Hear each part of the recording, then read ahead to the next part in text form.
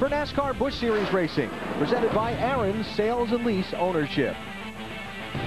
They've been having NASCAR races on this very site since the late 1940s. But what once was a dusty country dirt track is now a shining stadium wrapped around a very tough half-mile track.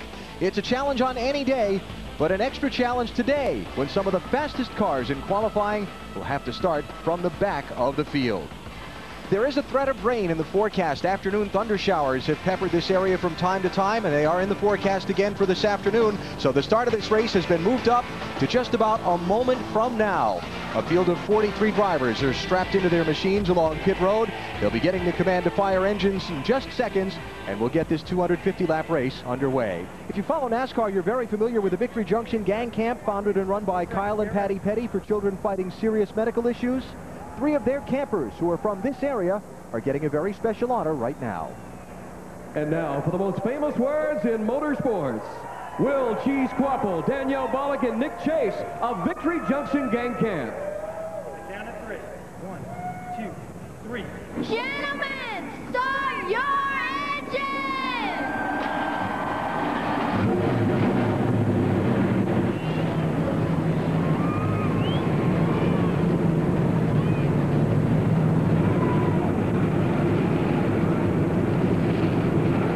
So the field of 43 drivers fires up, getting set to take on this very tough racetrack for 250 laps of NASCAR racing. Let's go trackside and explain why some of the fastest cars in qualifying will start up front as normal, but some of the fastest in qualifying will start at the rear of the field. Here's Dave Burns. Alan, today there are 8 drivers doing double duty between the Nextel Cup race in Pocono, Pennsylvania, and this Busch Series race. And they had to get from Pocono this morning, when final practice was fogged or rained out, to this track in order to take their qualifying runs. Some made it, some didn't. Among those who did make it, Clint Boyer in the 2 car. He made it on time to take his qualifying lap. He will keep his pole position, start this field first. Denny Hamlin in the red 20 car, he did not make it on time. Left about 45 minutes after Boyer, and he will not be able to keep the qualifying position done for him by substitute driver Eric Amarola. He will have to go to the back of the field. 5 other drivers are on the lucky side of this equation, including current points leader Kevin Harvick. He will start in the 5th position and keep that position today. To Lindsay Czarniak.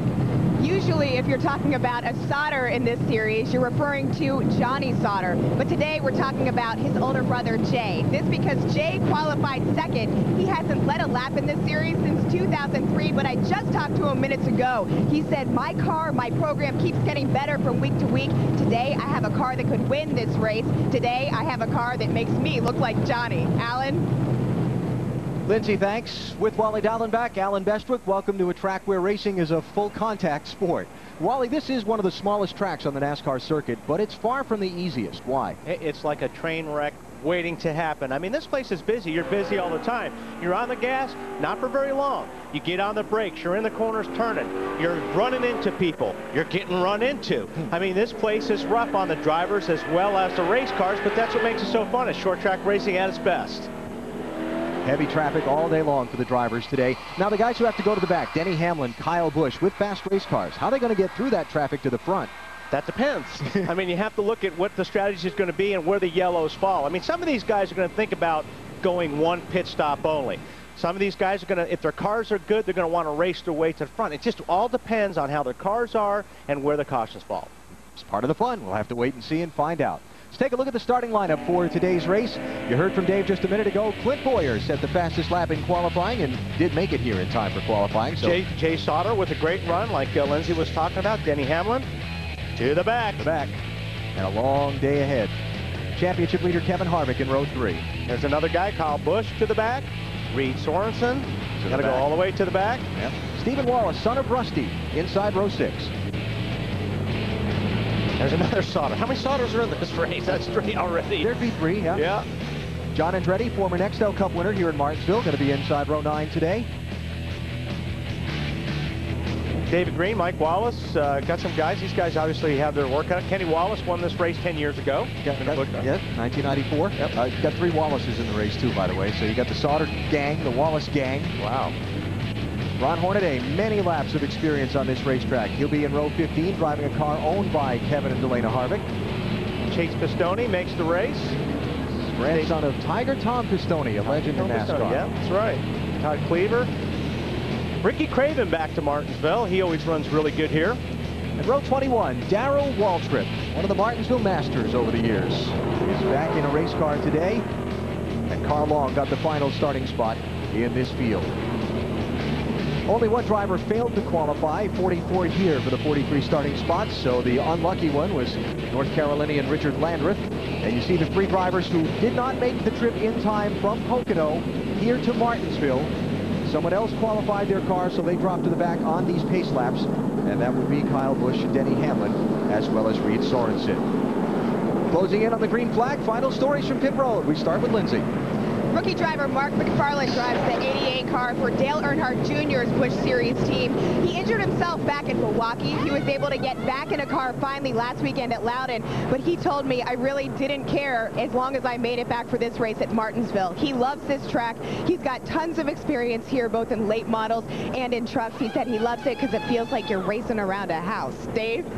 Lindsay, this race today is a dream come true for 3-time Cup Series champion Darrell Waltrip. He finally gets to drive his brother Michael's number 99, the Aaron's Dream Machine. Now, he's done very, very well at this racetrack, even though he starts 37th today. In the Nextel Cup Series, 11 wins, and his average finish in 52 starts, 10.8, just about 11th place. He starts in the back of the pack, but he has a good chance, and no excuses, to make his way up to the front of the field. Alan?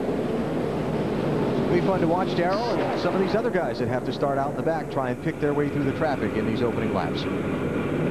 Got to be careful too. You got to, I mean, there's a lot of times you'll see these yellows come out right off the bat. And that's what those guys really have to be careful about that went to the back of the pack, is just keeping it clean. Try to keep it clean. Don't get any wrecks.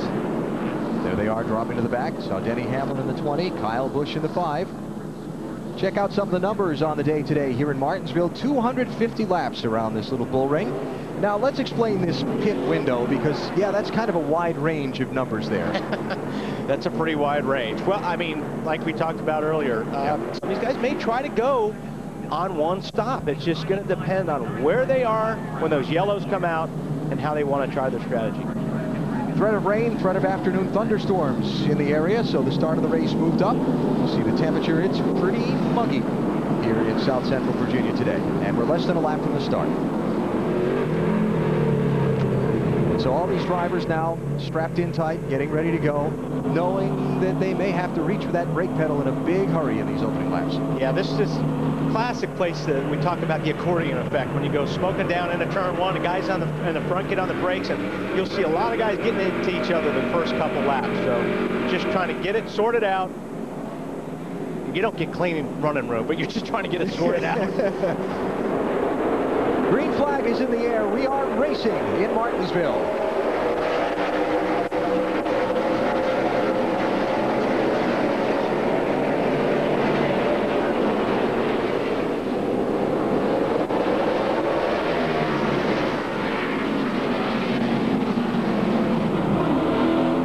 Team clean so far. Very clean first lap. Lynn Boyer leads lap 1, driving for Richard Childress. Johnny Sauter shakes out second over his brother Jay. Then it's Kevin Harvick, the championship leader, fourth. And the 88 car in fifth is Mark McFarland. There's Chase and Leffler in the 38. There we go. And there we go. Stephen Wallace in the 64 is around. Caution flag is out. Oh, talk about losing track position in a hurry. That's one way to do it. Stephen started in the 11th spot. Yeah. He's going to be 43rd now. But that's the thing is he just got tapped. There's no damage to the car, so I mean the car is fine. It's just that now you've got your work cut out for us. There's that accordion effect I was talking about. These guys slow down in front of you. All the guys coming up from behind can't get after the brakes quick enough. Unfortunately, Stephen did nothing wrong, but he paid for it. And the 18 car that bumped him is J.J. Yaley, driving for Joe Gibbs Racing, one of the Nextel Cup drivers in the field. Stephen's first try in the Busch Series here at Martinsville. We'll wait to see if anybody makes an early pit stop, but I wouldn't expect to see any of the front runners. And in fact, even Stephen Wallace stays on the racetrack, so no pit stops there. That's one thing too, when you spin on this concrete, it doesn't hurt your tires as bad as if it were a spin on the asphalt. So a quick caution out, just a couple of laps in to the 250 here in Martinsville. Clint Boyer is the leader. The crowd waiting to restart. We'll come back for it on NBC. Restart at Martinsville Speedway. Check the NASCAR Busch Series Championship standings. Kevin Harvick with a monster-sized lead. Yes, I'd say that's a monster-sized lead. It could be the first one out of the race today and not even come close to losing all that advantage, even if Carl Edwards won. It's been that kind of season for Kevin Harvick so far, and he sits in the 4th position on the racetrack at the moment.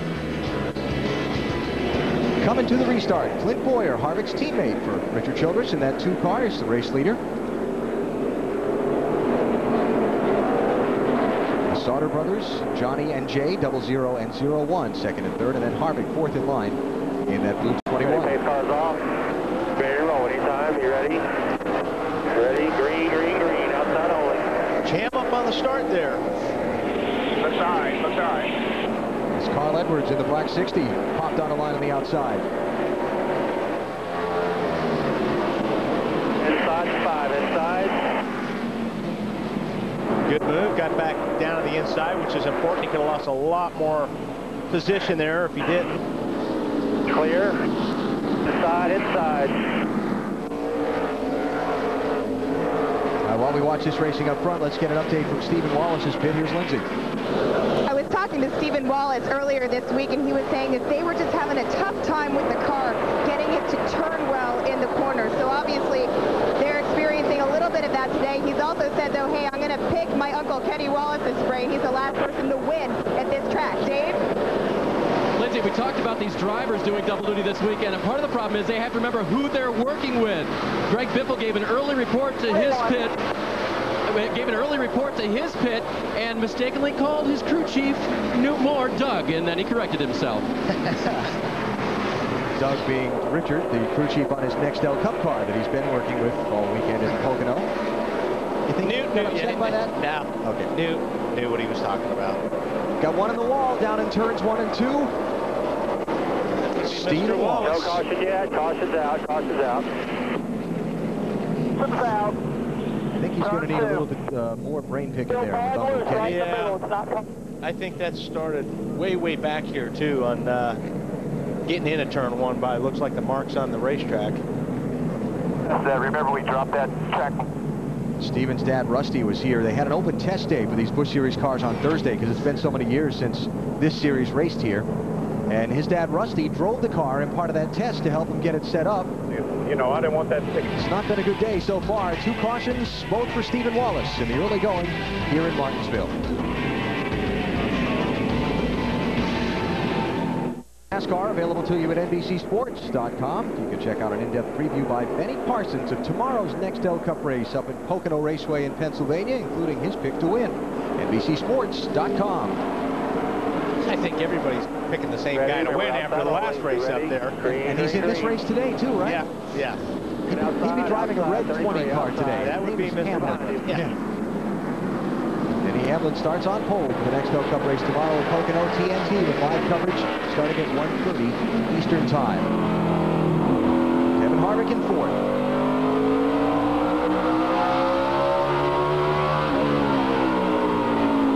You can see getting down to the corner, everybody, pretty much gets to the bottom, especially early in this race. I mean, as the race wears on, you'll see guys sliding up a little bit more.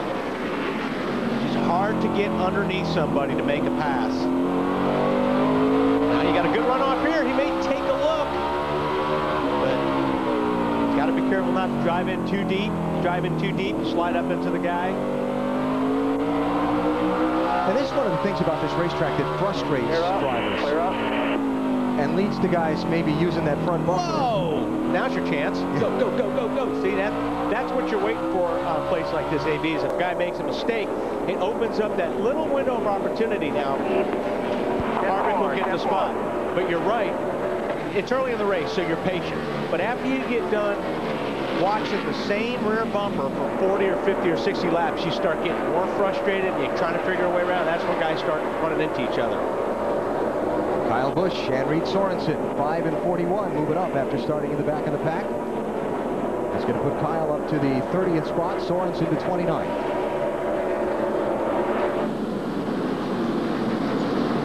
Stephen Wallace coming back off pit road, Lindsay.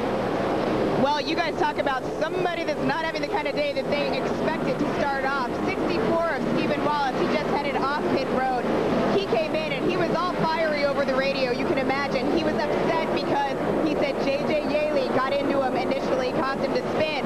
That caused them to try to go faster to get track position. And from there, you guys saw what happened. He went into the wall, came down. They had to fix and tape the car all up. And hopefully, he's hoping to be able to inch up. Dave?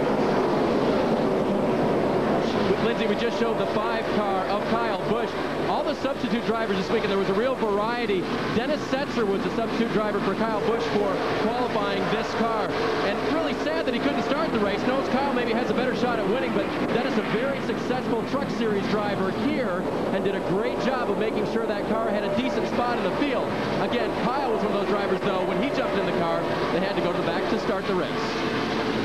Kyle's just moved up to 29th spot, Dave, and he's working on some more. He and Reed Sorensen kind of tag teaming their way up through the pack here. Yep, they are working their way past the 32 car, Chase Pistone, and then we've got Ricky Craven following them through. And that's the thing, you get hung on the outside here. It's really hard right now. What you want back at the bottom really, really bad. You're going, come on, give me a break. Let me get down there. Then all of a sudden there's another guy down there, and there's 10 lined up. So this is where the frustration starts coming in, Alan, where, you know, you're hung on the outside and you're begging your spotter right now, find me a hole. And Pistone in that 32 car is so young. He's just 22 years old. Concord, North Carolina, just outside of Charlotte, his hometown. And this is NASCAR Busch Series debut. Now here's a guy on the move. Here's a guy on the move right here. Homie car, picking his way through. He is, at the moment. What's he up to, Alan? Just keep digging. We'll fix that thing up. Just keep digging. Dave, where is he? He is way back in traffic right now, Wally. And can you believe it? He says that car has absolutely no grip. Yeah, it looks like it. Well, I mean, how difficult must that be to get through? You have a faster car, but it doesn't pick up well on the back end. Well, if he doesn't have any grip, then there's a lot of guys out there that are in worse shape than he is, because he's passing a lot of cars right now. He started 41st, Hamlin did, after he dropped to the back of the field. He is up to 21st. He's about past half the field under green. And we haven't had a lot of green. No, we haven't had much green at all. He's coming up on 4 Seds right there in the 9 car. So the 20 car is pretty fast. We got Boyers in traffic already. Race leader Clint Boyer. Last Saturday in New Hampshire, led 127 laps, had the dominant car in the race, and lost. Yeah, he definitely had the dominant car. Team made a call when to bring him into pit road. Just after he came to pit road, the yellow flag came out, and he got caught. Way back in traffic. He only could get back up into the top 5. But Boyer's out in front now early at Martinsville. With 30 laps of 250 on the board, the Kansas native pacing the way in Virginia. Inspirational ride with a very... Caution is out here at Martinsville Speedway. Ricky Craven from Maine has just gone for a spin. Lindsay? Car is down on pit road, and right now they are changing the left side tires. They said that he was having a problem with the left front tire. It was locking up, and it was causing a problem on the outside of his car. So hopefully they think these changes they made might help him get back in the race. Guys? Show you what happened to Ricky Craven to put us under caution for a 3rd time today. I see him right down there. He actually got run into by Regan Smith, but just nipped the outside wall. Just a little bit, but not too much damage. That's not going to really affect the way the car handles at all. There's the damage on the 14 car. Haven't seen a lot of Ricky Craven in a race car over the last 6-7 months. Look at how low those tires are. It's just amazing. Look at the left front of that car. Yeah. It looks half flat, and it is. It is half flat. But that's intentional. Oh, no, I know. It's just amazing they run that low air pressure, but that's what they have to do. And as they put laps on and the heat inside builds the pressure in the tire, it grows and looks a little bit better than that. Our Wendy's race menu tomorrow, the NASCAR Nextel Cup Series, the Pennsylvania 500. From Pocono Raceway in Pennsylvania, 1:30 Eastern Time. We start with Bank of America Countdown to Green. Denny Hamlin featured on the Countdown to Green, and a couple guys subbing for Wally in the Wallace World car. I understand they tore my car up too. I got to look at the 12 cars. Keep going, everybody straight, Chase Sauter, looks like he gave his brother a pretty good shot there. Yeah, that 0-1 car, the fourth place car, had to watch the nose of that carefully and see if he didn't close off that very tiny grill opening that gets air to the radiator. And there's Hamlin in the 20, charging up through.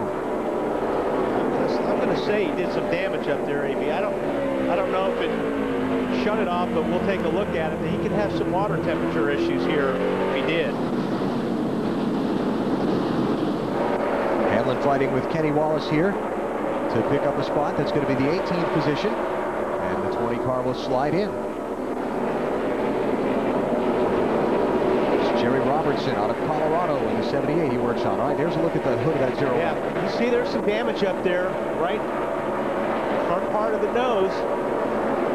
So that could be an issue for him if he's not getting the right air to that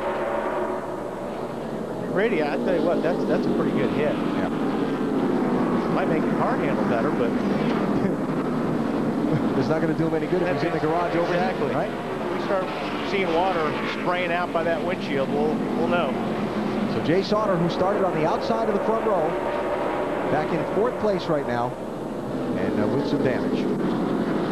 Kevin Harvick in that little scramble in the 21 car slipped into 2nd. And now it's 2 Richard Childress Racing cars at the head of the field. Boyer in the 2 and Harvick in the 21.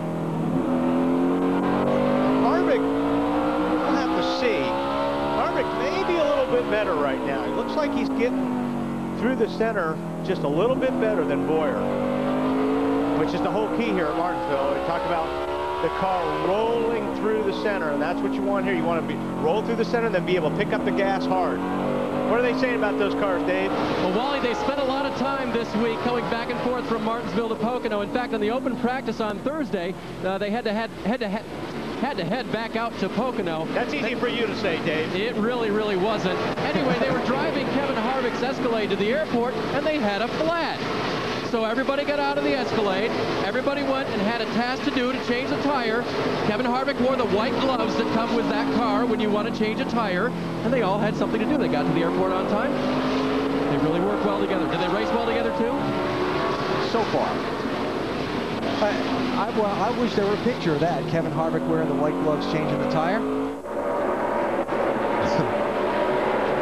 Does Lindsay have pictures of that? I don't know. You know what? I don't have pictures, but I have Clint Boyer's word, and Clint Boyer told me, he's like, if you share that information, please be sure to tell everybody that Kevin Harvick was begging to call for roadside service.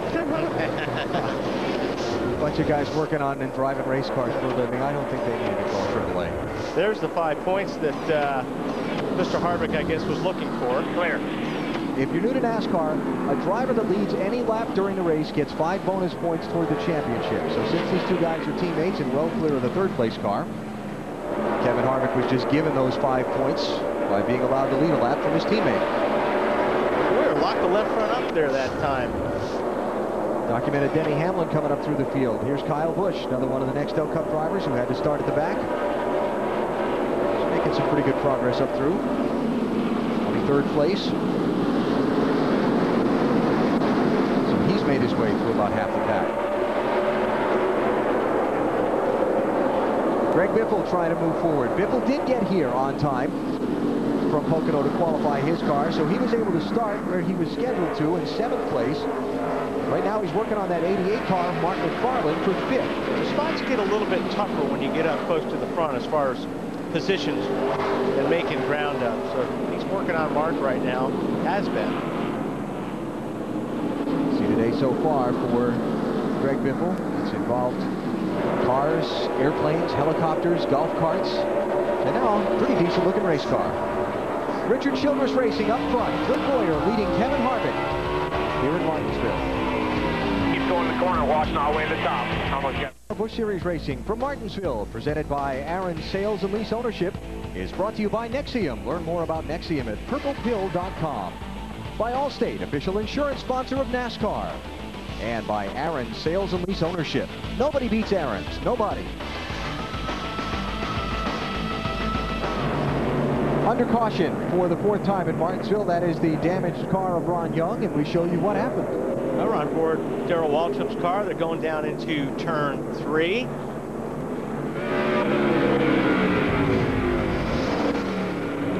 bet you we got a better shot of that.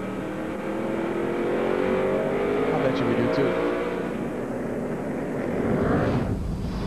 And we'll show that to you in just a second. None of the front runners stopped, although 8th place J.J. Yaley did make a pit stop under this yellow. Everybody else that came down pit road was running mid to the back of the pack. All right, let's try this again. There's where the shot we're looking off at turn 2. There's Ron Young on the high side. In the red car. Red car. Darrell's got a pretty good head of steam going down in there, and he takes a look, and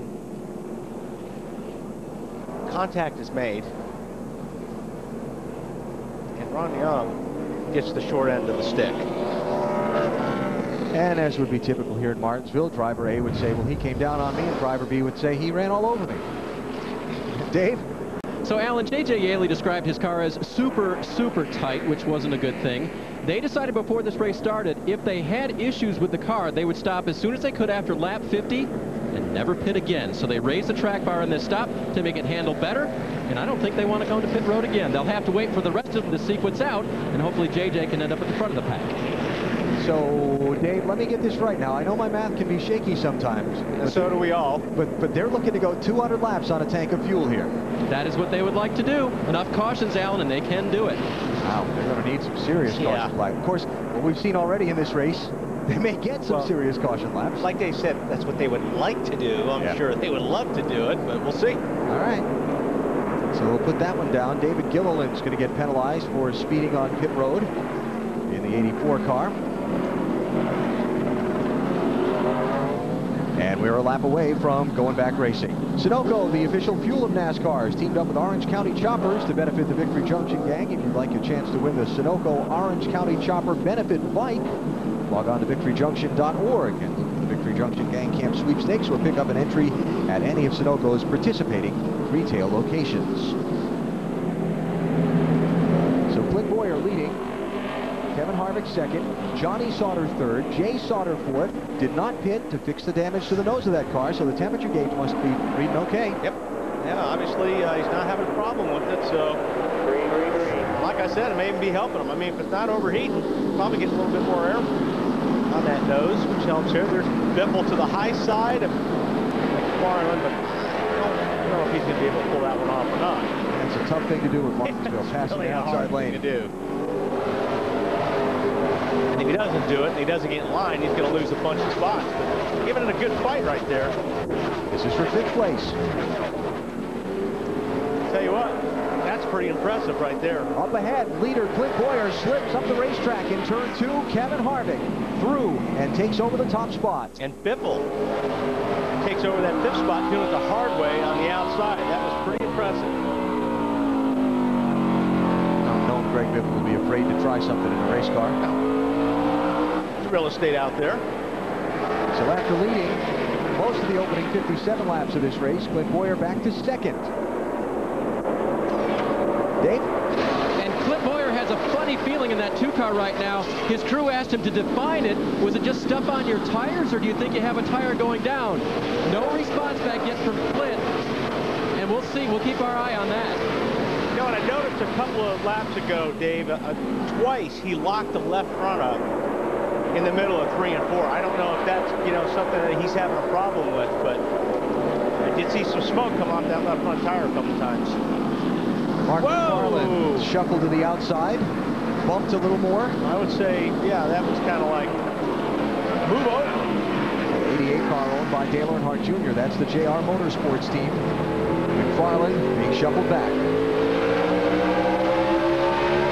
It's on board from Carl Edwards' car. Called Carl's name much yet. Oh, he's going to get in there, and that's what you got to do. You got to get the guys on the high side. You've got to fill that gap up before you get to the center of the corner. Oh, locked the left front up. That's Bernie Lamar in the 77. Californian driving for Kevin Harvick. Dave, how about that 88?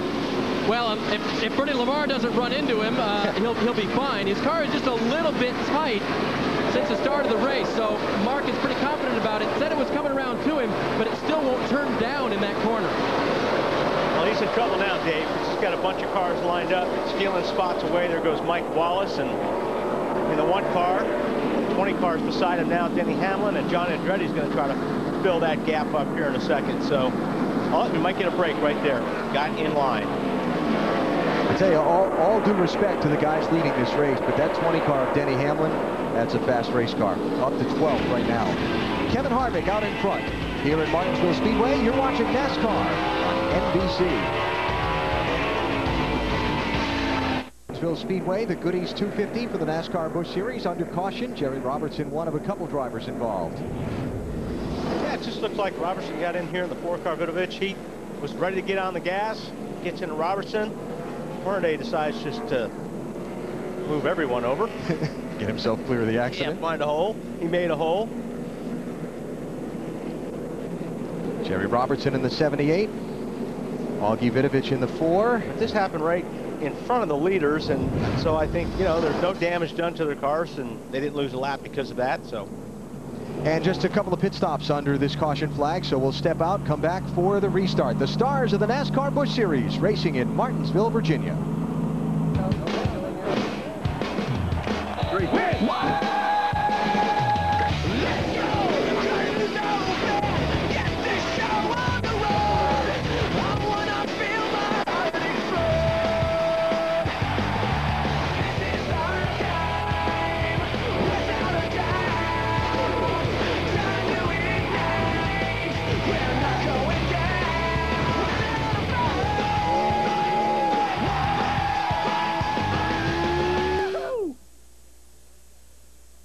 Just back under the green flag at Martinsville Speedway in Virginia, the NASCAR Busch Series on NBC. The Richard Childress teammates, Kevin Harvick in 21 and Clint Boyer in 2, out in front.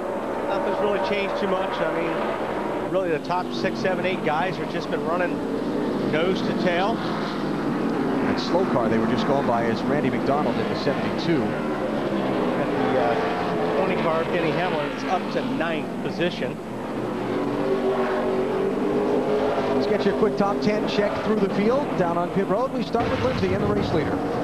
We'll talk about a qualifying effort paying off for Kevin Harvick, who just took first. Kevin said that he was hanging out at Pocono up there, and he said, you know what, I'm getting tired of spinning around. Let's just go. Let's fly to Martinsville. So his team got here early.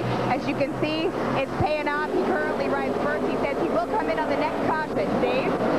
Clint Boyer running in second. The team and Clint have reasoned that the condition of his car, a little bit of rubber buildup on the tires. That caused his car to get a little bit loose. It allowed Kevin Harvick to take the lead. Clint says he's okay. The 00, Johnny Sauter right behind him, and caution's out again, guys. Greg Biffle in trouble in turn 2. 66 car with some damage. He was running 5th and has taken a pretty good shot. Yeah, he's got some damage on the right front. It's going to be 4,300 a second. And obviously the right rear. Yeah, the way that trunk lid is mashed in, that rear spoiler is covered up. And I don't know whose radio that is. that's going to be tough for him to race like that. Let's see if any of the leaders pit here. The weather is threatening. The skies overhead have grown a little bit dark, but the leaders are going to come in. Paul Menard will stay out, the 6th place car. All the other front runners at the head of the field are going to come down pit road. Lindsay? Yeah, you see Kevin Harvick coming in the Coast Guard car. They're going to give him 4 tires only, but like I told you guys, he is so thrilled with his car right now. They're happy about their position. They don't want to blow that. Dave? The 2 car of Clint Boyer is all the way around the racetrack, almost toward the exit of turn number 2, has the first pit stall, which means he'll have a clean exit, which is a very good thing. His car was a little bit tight coming up off the corner, wanted to push toward the wall. So the team is going to make an adjustment in the air pressure category. The pressures on the 4 tires they change will be a little bit different. Crewman down, but he gets right back up. The rear tire carrier corrects it. And now going for the jack on the left side. Put the left side tires on. He'll try to win the race off of pit road. Here comes Harvick. It is close, guys. Give that one to Kevin Harvick. Yeah, let's only one that's got some damage on the back of his car there. It looks like the Little contact on pit road, maybe? Let's see if it happened right here. No, actually, I saw it when he was coming in pit lane. Okay. Yep, Harvick by a nose off the pit lane. Series Racing from Martinsville, presented by Aaron's Sales and Lease Ownership, is brought to you by Smooth Busch Beer and Easy Drinking Busch Light. By Best Buy, thousands of possibilities, get yours. And by Carfax. Big shuffle in track position off the exchange of pit stops a moment ago. Went back racing for a half a lap, went back under caution. Number 90, Matt McCall, got into the wall between 3 and 4, and you see him up on the high side, and more than likely we're going to see a little bit of a contact here. Actually, the 77 car of Bernie Lamar got into the curb. When he hit the curb, it bounced his car up into Mr. McCall's car. Dave? And a shame for Matt McCall. They were playing the track position game. It stayed out on this last caution. Had pitted earlier. Matt not completely unhappy with the car and just trying to, as we say, make up that valuable track position, and got caught back there. Actually got caught in that wreck. So lots and lots of caution flags as we approach the halfway mark of this race. We're under the 7th yellow. We're only at lap 85. Back in Martinsville, Virginia, just underway once again. The green flag waving, and a new leader, Paul Menard, did not hit under the last couple of cautions when most everybody else did. All right, we got about 10 or so cars. Now we got trouble. J.J. Yaley into Kyle Busch, 18 and 5. And the yellow flag again. Yaley has seen his share of action so far, 90 laps. It's a second incident he's been involved in. He just drove into turn 3 and just... So caution number 8. He can't drive to save his life. Let's see what happened here. 18 slides up the racetrack, gets into the 5 car. Well, that was weird, huh? Like when he stepped on the gas, the car started to get away, and he was wrestling with it. I bet you if we would have started that back, or he'd back a little bit further, he just drove in there real hard and slid up the track and get in and got into the 5. It looked like he was in a 4-wheel drift, just still sliding. He's going, trying to catch it from the I mean, I'm all about running into each other, but this is kind of crazy. Okay, road's open. So Kyle Busch, who had made his way nicely up from the back of the field, remember he was one of those guys who had to drop to the tail on the start. Now with a little bit of damage on the left front of this car. Now on a super speedway, that damage would be critical. Yeah, not so much here. Not really dependent on the aerodynamics too much here, but you got to be careful you don't hit your tire with the fender and have tire rub, or knock the toe out. That's going to be a problem, but he's going to come and have that looked at. Yeah. Greg Biffle pitting ahead of him as well, continuing to work on his car after the damage from a crash in turn 2 a little bit ago. So Harvick is sitting in 9th spot right now, and all those cars in front of him stayed out when all those other guys pitted. Dave, what's going on with 5-car? A little tire rub, anything else?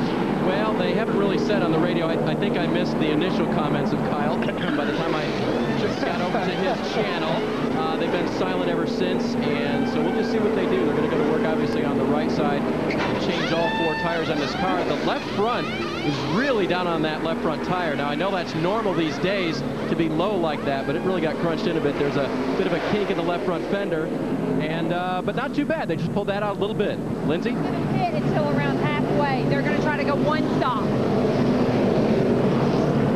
Hey guys, if you could listen to the radio down here, it's kind of comical because a lot of these drivers are getting on and giving their 2 cents. One of them being Todd Cleaver. Todd told me earlier today that he hates driving this racetrack. He's like, I'm not going to sugarcoat it. I absolutely hate it. He's 27th right now, and he just got on and said, well, you knew that was going to happen. They came into the corner running 3 wide. They have a good view. Yeah. And we do too. Let's try this again. Whoop, Denny Hamlin, little accordion back in traffic. Everybody gets away okay. That's Kevin Grubb in the 2nd place, 56 car. Kenny Wallace, number 22, sits in 3rd. Now all these guys pitted under an earlier caution. Grubb and Kenny Wallace and so on. They pitted back at lap 53. Did not pit under the caution at lap 80 when the leaders did. That's the whole swapping around of track position. However, Paul Menard in that 11 car, he hasn't stopped yet this race. Right, but and that all sounds good on that track position, Alan, but the thing is, Harvick's coming. I mean, he's already up to 8th spot right now. Clear. So if these guys, are trying to gain in track position, that's all well good, but boy, these guys behind them, some of them are flying. So bigger picture on the strategy for the race. How many times is this 11 going to stop and when? And will we see the 21 of Harvick back on pit road again during the day? Lindsay, how about the leader? Expect Paul Menard to stop only once. That's what his crew was just discussing on the radio. And I talked to Paul yesterday, and he said, initially, I thought my inexperience at this track might have been a disadvantage, but I'm starting to think that all of my short track experience might help me out in the long run. So that's their plan, only one stop. They hope to make it off that so that he can stay up front. And I think, Alan, that's one of those deals where your strategy, obviously you make the strategy as you go along. It all worked out for them. They got in a position where they stayed out. They're out front. It's 100 laps right now. So, yeah, why not? Go. You've got clean air. It's your racetrack. So roll the dice. Go for one stop. And so that's why at the top of the broadcast when we showed you that pit window from lap 75 to 150, 150 is the range on fuel. But the guys that are going to make two stops, we saw them come in at lap 80. And we may see them again later on, anytime after lap 100 to 150. Right. Greg Biffle, Kyle Busch. Damage repaired somewhat, trying to pick their way back up through the field. This is Kyle is back in 30. Oh! Johnny Andretti and Ron Hornaday have an argument of real estate. Caution down, caution down.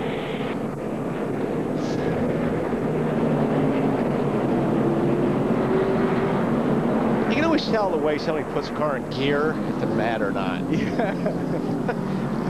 Let's see, Ron's not too happy.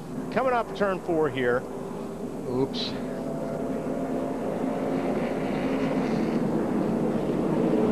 That's a flip of the coin on if what you don't know if Ron was moving over, and I mean, John looked like he was holding his line there, but that's a tough call. Now here's an interesting thing about this.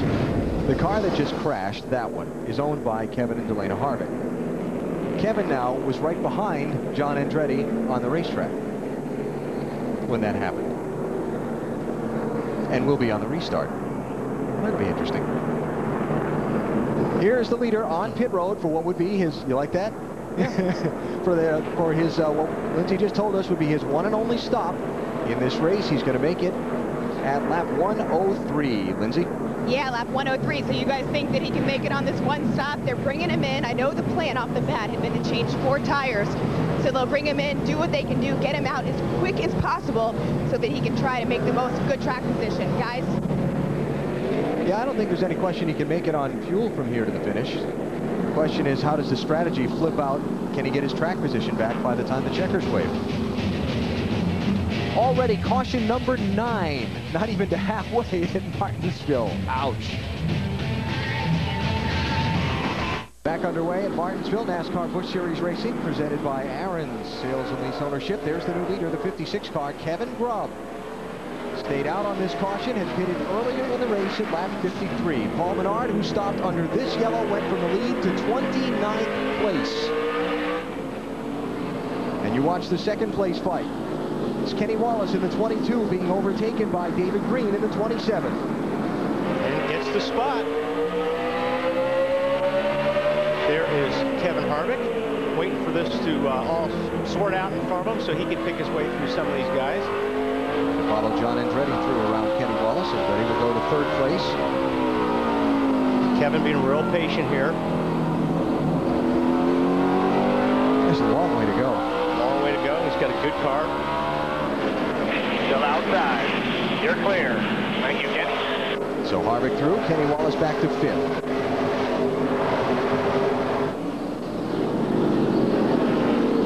Is John Wood in 6th in the 47, running right behind this race. Harvick has managed to separate himself from Flint Boyer. Remember those two guys back and forth there in the top 2 spots. Boyer has fallen. He's in 8th spot. Hasn't made his way up through the traffic as quickly as Harvick has. Yeah, he's had a little bit of trouble there getting past some of these guys. There he is right there. Davey's working on it. I mean, he's being patient, but he's got a long way to go. And Wally, one of the things that Clint is complaining about with that car is the motor. He said it just won't track down the straightaway. It turns fine, it handles great, but they're getting away from me. And they said, hang in there, that's the same motor you qualified on the pole with. Chill out, driver, you'll be okay. Driver never has enough horsepower. Never. I don't care what you have. Uh-oh. There's a car overheating, and there's Chase Pistone going behind the wall. Boyer is working on Regan Smith there in the 35 car, and you know, this is for position. So, I mean, these guys are racing hard. Smith pitted earlier, the lap 53 caution, stayed out at lap 80 when the other front runner stopped. And there's Johnny Sauter that's moving up behind the 2 car. Big jam, turn 2. Boris set in the 9, sitting sideways across the racetrack. Back it down, punch him off a 2 there. And imagine that, the caution flag's out again. Ay, ay, ay.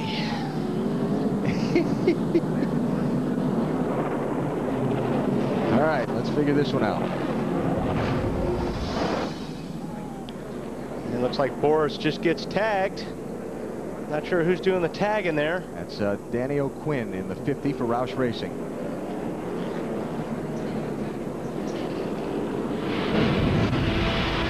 All these caution flags, we've still got 34 cars on the lead lap. Kyle Busch with some damage riding around under this yellow.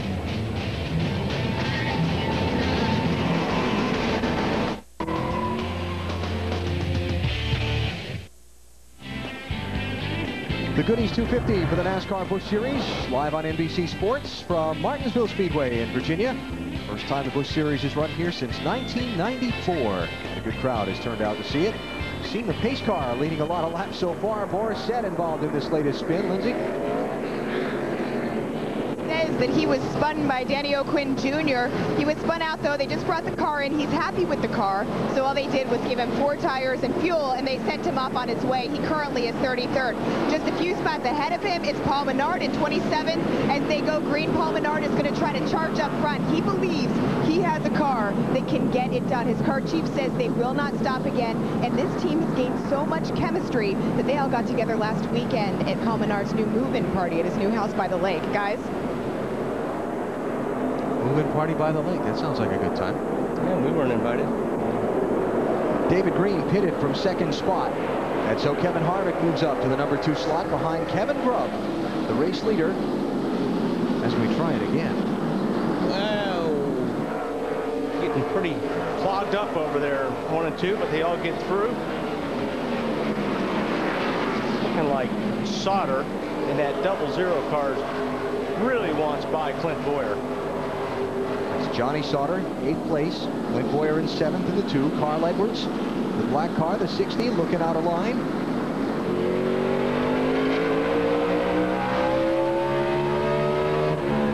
How about the 00 in Sauter, Dave? They have been to pit road, Alan. They did adjust on that car. The last report from Johnny is that it's very good. The last report from Clint Boyer, just ahead of him in that 2 car, is that that motor is not just sort of low on horsepower. That's really bad. Wally, I think this might be a legitimate motor complaint this time. Are you sure, Dave? I'm never sure about you drivers, Wally, but Clint, the way he's been talking about it, I think he thinks something's very wrong with the 2 car. Well, keep an eye on it. Hopefully he can get to the finish. As Boyer came into this race 3rd in the Busch Series Championship standings. Greg Biffle, Darrell Waltrip knocking around. As pressure on the lead, here goes Kevin Harvick. Front tires inside. Boy, Grubb's fighting him pretty hard. It's the lead. He's not going to give it up, is he? Inside, he's there. Not going to give it up, but it's tough to hold those new tires back. So back to the point, Kevin Harvick. As we come up on halfway. Now, we've been talking a lot about strategy in the race. Who's going to pit again, who's not, that kind of thing. With weather threatening, as this race crosses halfway, that complicates the crew chief's call even more. Because if it should start to rain after halfway, and for some reason they couldn't get the track dry and get the race restarted by dark, then it would become an official race. You don't want to be the guy who calls your man to pit road just before it rains. Right. You know. Yeah, I mean, you know, you're sitting there looking at, we talked about it, you're looking at Harvick right now. He gets enough yellows. Maybe he won't come in anymore. Yep. There's a lot of those guys in that position, so yeah, it's where the crew chiefs start to feel the heat a little bit. So Harvick back out in front, 3rd time he's led this race.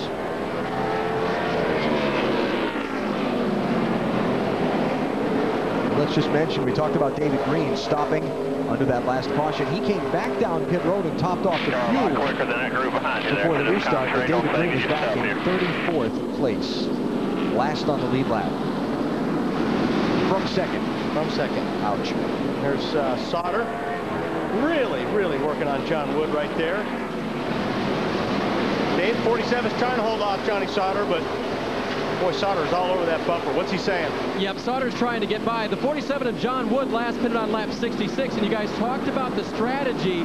They're playing either the rain game, or, according to crew chief David Hyder, they need about 12 more laps of caution, and they don't have to come to pit road again. And what could be better here at Martinsville than a Wood grandson or son doing very, very well? Yeah. Wood Brothers' famous racing family based in Stewart, Virginia, just up the road from here in Martinsville, about 25 miles. And to be racing at this track today, very special for John Wood.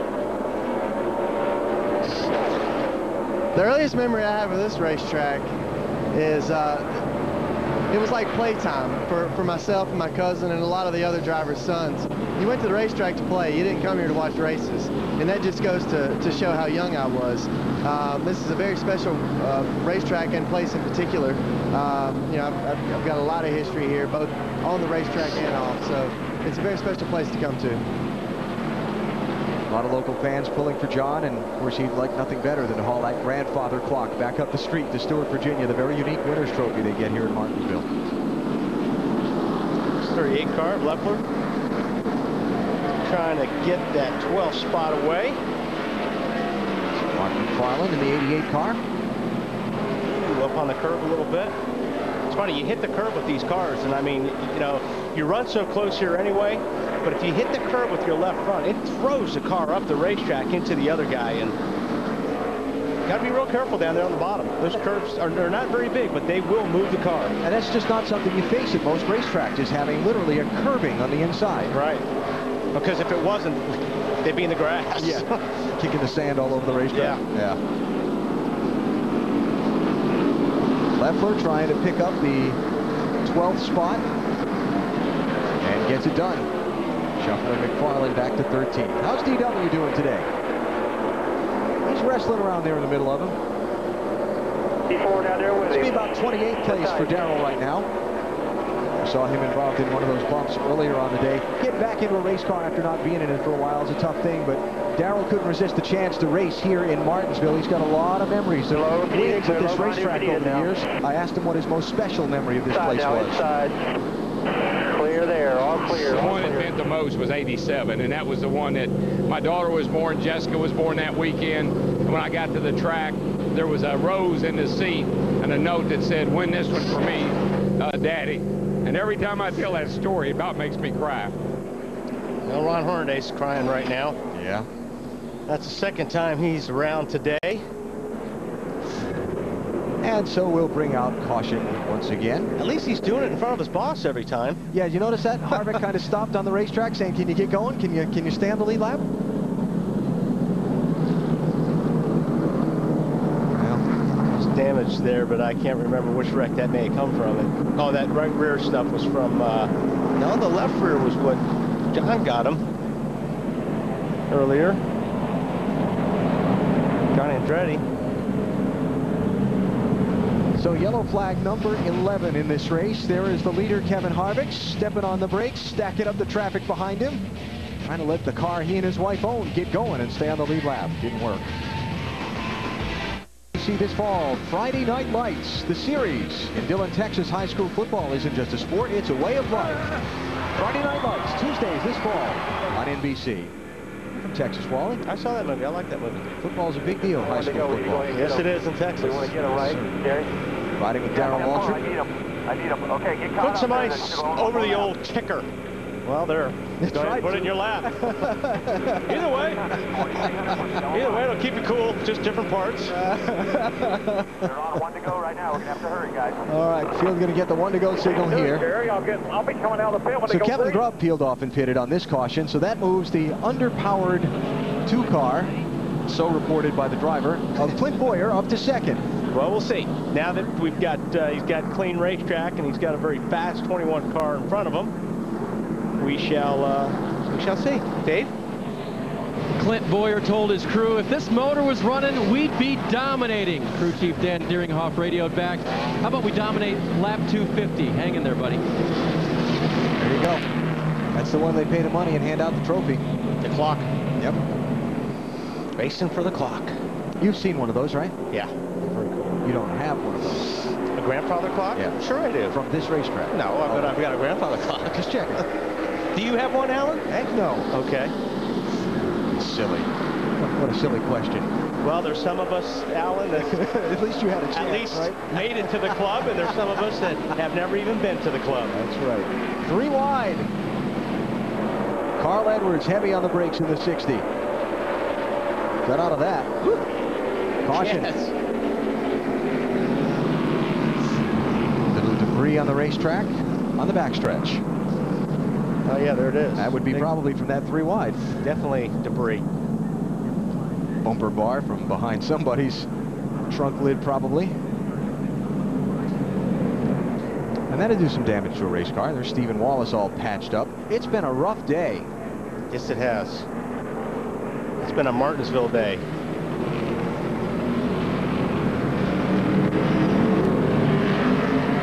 Ron Hornaday, the lucky dog on this caution, back on the lead lap. That'll be 34 cars still in contention. But Kevin Harvick's been the man up front for the last while. Just joining us, what have you missed? A lot of crashes. A lot of bumps, a lot of bangs, a lot of spins. 17 laps, consecutive green flag racing twice. Longest we've had in the 146 laps of this race so far. Unbelievable. But we're ready to go green flag racing for a while this time, hopefully. Confident of that, huh? We'll do it, hopefully. Yeah.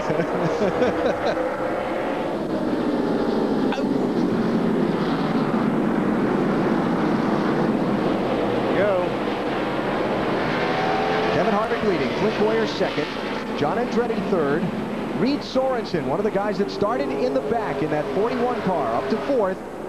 Kenny Wallace rounds out the top 5. Now, we like to do this during green flag racing. Let's see how we make out. Here's a top 10 through the field. Lindsay, start us off.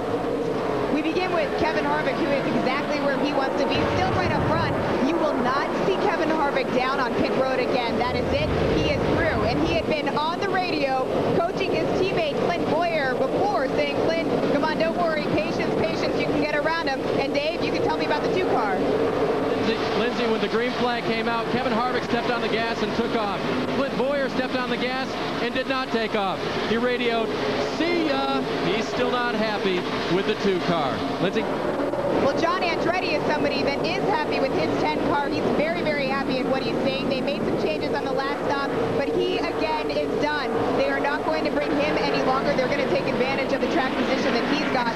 Right behind him, and actually passing him as we speak, is the number 41 of Reed Sorensen. Reed says he was doing well before. He's starting to have some brake issues, but as you can see right now, he just made that awesome pass underneath. Doesn't look like he's having many issues any longer. And then 2 cars back, Kenny Wallace in the 22 car is inching up. Kenny Wallace loves this racetrack. Of course, he's the last driver in this field here who wanted this track back in 1994. He said, man, everything about this place looks different, but man, the memories sure do feel sweet. Martinsville at that time was our biggest short track race of the year. You know, we had Hickory, you know, we had Pulaski County, we had Myrtle Beach, but if you won here at Martinsville, you got a grandfather clock.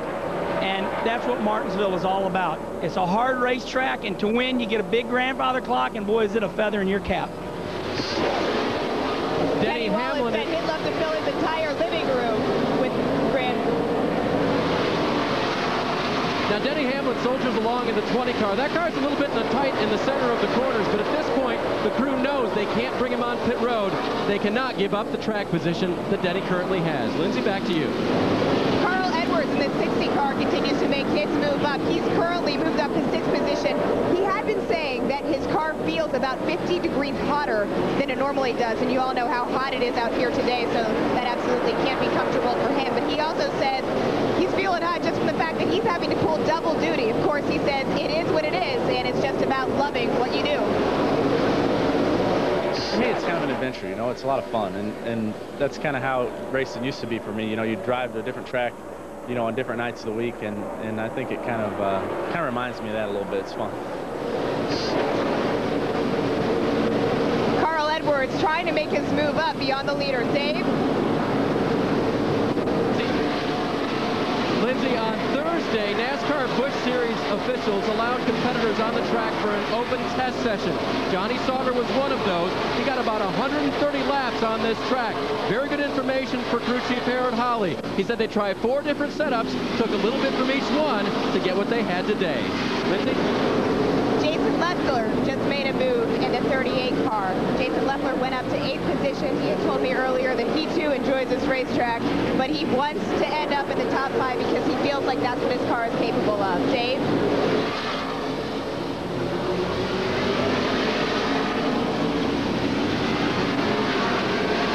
All right, the top 10 rounded out by Mike Wallace, and that is a little look at what's going on with the drivers running up at the front of this field. And have we just beaten that 17 laps? I think we have. No, we're gaining on it. We're close, though. We're close. All right, we got to get another 4 or 5 laps in. Okay. But they're trying not to. Yeah. Top 2 settled in. The Childress twins of Harvick and Boyer, yeah. I mean, Boyer's car, and it's hard to say if it's motor because the 21 car is getting through the center of the corner so well. You know, it looks like it's beating the 2, you know, from right. If you watch here, they get on the gas. This is where Harvick looked real strong. See the 2 car goes away, but the 2 car is driving it in pretty hard, and that's normally what you do when you don't think you have motor. You just have to be careful, Dave, that you don't abuse your brakes when you're doing this. Wally, the other speculation from the 2 crew is that Harvick knows about Boyer's motor woes and is just saving his stuff as this race goes into the latter stages. Back to it's all good. We'll find out. This is a tough place on equipment. Check out a racer 4th year, Denny Hamlin. Remember, started at the back because he did not make it here from Pocono in time to qualify this car. Tore his way up into the top 10 by lap 70, but wasn't able to stay with some of these other guys through all the traffic and the different people on different pit schedules. He just got around John Andretti and moved himself to 4th. Yeah, I think now that he's got clean racetrack, so to speak, he's got a little track position. I mean, these guys are a little bit of ways ahead of him, but if they get another caution, that's going to erase all that gap. He may give these guys run for their money. Leaders in traffic putting the lap on Carlos Contreras in the 12th car. Clint Boyer hanging right with Kevin Harvick, but it has been the NASCAR Busch Series championship leader who has been out in front for most of the laps of this race. Kevin Harvick at the point. Well, got some hard-hitting football action coming. Got some hard-hitting racing action just completed here at Martinsville. Caution's out again. Watch the very bottom of your screen as the field goes into turn 1. Right there. Looks like John Wood tags the 84 car of David Gilliland. And I mean, David wrecked that car. That car's done. Maybe a small track, but you're still going over 100 miles an hour when you head into the corners here. It's still a pretty hard crash. So Gilliland behind the wall. Wally, we did it. We went 18 laps. 18 laps. Of green. So a new race high of consecutive green flag laps. 18. And just a couple pit stops here under this caution. In football, Sunday, August 8th at 8 Eastern and 5 Pacific. NFL football returns to NBC with the Hall of Fame game. Of course, the day before, John Madden gets enshrined into the Pro Football Hall of Fame as a coach, broadcaster, and video game innovator. Question, he's left his mark on the game of pro football. And Hall of Fame game kicks it all off for NBC. Sunday, August 6th, 8 Eastern, 5 Pacific. Lindsay, how about the John Andretti car running 5th? John Andretti currently sitting in 5th position. That's a good spot for him. That's where he wants to be. He was actually surprised about the performance that his car was giving him, but I just talked to his crew, and they said John was on the radio saying he feels his car is starting to go south again. It's having a problem with no bite, and what that means is it feels kind of like it's spinning on gravel, like it won't excel at the rate that it had been. So they're debating whether to bring him in. For now, they'll keep him out, but he's terrified to drop out of that top 5 position. I don't think I'd give up the track position at this point. Exactly. Got 160 laps into this race. Darrell running 28th, lead lap. Next lap car's coming. Coming. Carl Edwards running 6th. Kenny Wallace is in 12th spot right now. And the race leader, Amazing how the guy that's leading the race, it looks the easiest for him. It's funny because Randy LaJoie, former series champion, was the guy that practiced this 21 car yesterday for Kevin Harvick while Kevin was at Pocono attending to his Nextel Cup Series business.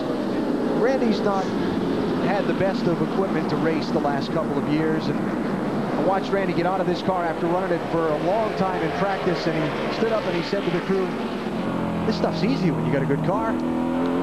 This is very true. Actually, I talked to Randy about that too at the summer shootout down the road, and we were talking about the same thing. I actually got to drive Kevin's Cup car at Pocono a few years back when he was doing the Busch race, and it was the same thing. You just get out and go, wow. Yeah. Very nice stuff. So Richard, doing a good job over there. Good equipment, and it shows. They're running 1-2 right now. Paul Menard, the Neon 11, trying to make his way back up through. Remember, he was the leader when he stopped at lap 103, fell to 29th. And all these caution flags, he's only made his way back up to 16th. Kyle Busch right behind him has made a couple of pit stops with damage to the left front of that 5 car. Yeah, Kyle's been beat up pretty good today in this race. Here are the two guys I think we've got to keep an eye on.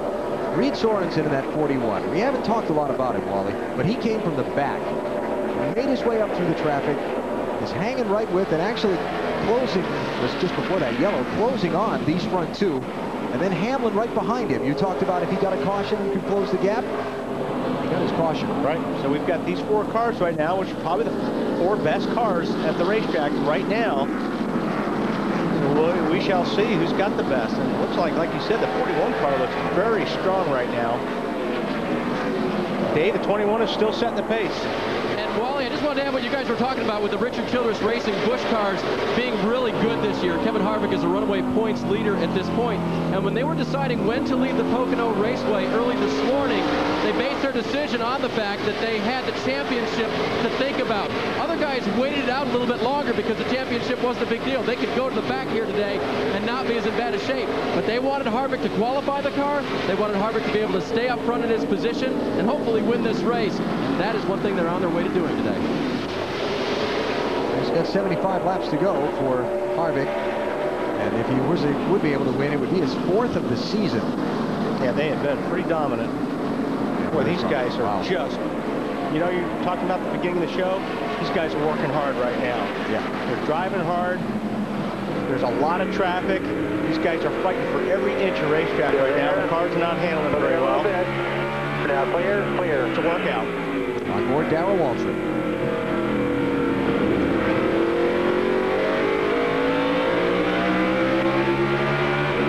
Racing alongside Tim Sauter. Oh, we got trouble again. Turn 3, come all the way to the bottom. Come all the way to the bottom. 4 in the bottom. Set again up in the 9 car. David Green, 27 car. And a few others. 56 was Kevin Grubb. 08 was Jason White. And this would be yellow flag 14. And the record is 18, right? Yep. We're gaining. I'll bet the over. The way we're going, I'm not going to bet against you. Yeah. That's too bad for David Green. He was having a great race. Earlier was up as high as 2nd. And now he's got some pretty healthy damage to the nose of that car. Should I say pretty unhealthy damage? We're not going to see any of the leaders pit here, are we? No, I wouldn't think so. I wouldn't think so. Radiator starts leaking on the nose of that car. David might need a giant. Although I bet you some of these guys, maybe 11th, 10th position may come in, but. Top of the screen, way up front. Oh, there it is. David just got caught up in the aftermath. Yeah, I couldn't tell if Boris got tagged or just got in there and hit the curbing.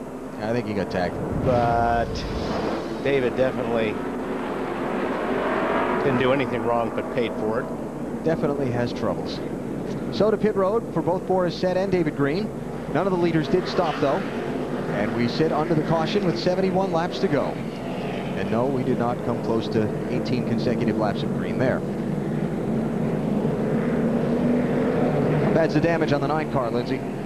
Well, damage is minimal on the 9, so they're just going to bring him in. They're not really going to make any adjustments except give him 4 new tires and fuel. And poor Boris was talking to his crew just saying that he keeps getting spin around, and this last time it happened by Bernie Lamar, but Boris is getting his stuff taken care of now. He's going to be down and away. He feels like his car is semi-competitive, so he's just going to try to make up the ground that he lost. Well, we have set one mark today so far. Most caution flags in a Busch Series race 2006. We've done it at Martinsville today. NBC Sports will be proud to bring you the All-State 400 at the Brickyard. One of the great races from one of the great places. That's for sure. Love going there. Already. Motor Speedway. Here we go, back to green. 20 car jumps underneath the 41. Hamlin trying to take that spot away from Reed Sorensen. Two drivers who started at the back of this field have made their way into the top 5. Hamlin's car, one of the fastest qualifiers in the field, trying to get up there, a race with Harvick and Boyer. Sorensen's not having any of it yet. Hanging tough on the outside. Well, we talked about that earlier. That's tough to do. Yeah, it really is, but he's there. Racing for third place, Lindsay, is Reed Sorensen. Yeah, talk about kudos to a guy that wasn't even able to practice much in his car. Reed was down here, of course, Thursday for the open test, and then went back to Pocono. Now he's sitting in third. He just moved up from fourth to third. I talked to his crew chief, Brian Patty, who said he was extremely happy with how Reed is getting as far as communicating with the entire team. He feels like they've got a car that can win this race. And Reed just got on the radio, said the car feels really, really good. The brakes were giving me a problem before. They've stopped chattering a little bit, but as you can see, he's hanging right around third and fourth, guys. Little bump. Yeah, gave him a little shot. He may give another one. Who knows? That was good. Good hard racing. Yep. Denny Hamlin to third. How about an update on the 20, Dave? And Alan, I think that shot to the back meant, boy, I wish I'd been able to start with this car qualified. Remember, Eric Amarola qualified this car, but Denny had to start at the back when he was the replacement driver. And after the first lap, he was in 39th position. Just think what he would have been able to do if he'd started at the front of this pack. And that first adjustment and only adjustment they made on the car might have been a little bit different. Dave, this goes back to something you talked about earlier with Kevin Harvick. While Reed Sorensen and Denny Hamlin have been charging as hard as they can to get up through the traffic, using up their equipment, Harvick and Clint Boyer have, for the most part, been up front and able, especially Harvick, able to set a little more moderate pace. Yeah, you don't have to abuse your stuff. Those two guys that were running side by side just now probably used their brakes more than anybody in the field for those 5 or 6 laps. They were both trying to get the edge, getting into the corner, and they were just pounding on the brakes. So yeah, the guys up front, they're just running their pace, nice and easy. Johnny Sauter did finally get by John Andretti for 5th spot, so the 00 car. And these guys back here are looking for another yellow. Yeah. Not on purpose. Yeah. But they just might have one the way they're bouncing off each other. It's stacked up, and there's a, you know, these cars are running very, very tight, nose to tail. And you're looking for that one little mistake the guy makes. And even if a guy gets a little bit sideways, you're going to try to force the issue. Oh, there we go. Todd Cleaver. Like that. Yellow flag. John Wood was involved in that. Got a left front tire that is completely flat on the 47 car. So I'm sure he'll be hitting pit lane here pretty quick. Todd Cleaver, 26-year-old from Sun Prairie, Wisconsin. Driving for Roush Racing. Let's take a look.